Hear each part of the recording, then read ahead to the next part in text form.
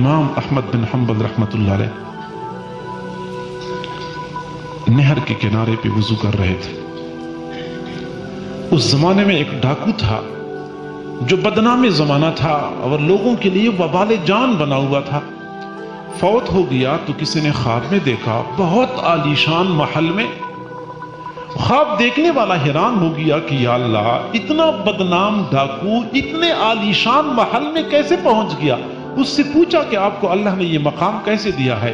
اس ڈاکو نے کہا کہ تھا تو میں بہت برا لیکن میرا ایک عمل اللہ کو پسند آ گیا جس کی وجہ سے میری مغفرت ہو گئی. وہ یہ کہ ایک مرتبہ میں ہاتھ دھونے کے لیے نہر کے کنارے بیٹھ گیا. ابھی میں نے ہاتھ نہر میں ڈبوئے نہیں تھے کہ میں نے دیکھا کہ نچلی جانب امام احمد بن حنبل رحمت اللہ علیہ بیٹھ کے وضو کر رہے تھے. میں نے سوچا کہ میں گناہگار آدمی میرے ہاتھوں کا استعمال شدہ پانی بہتا ہوا جائے گا.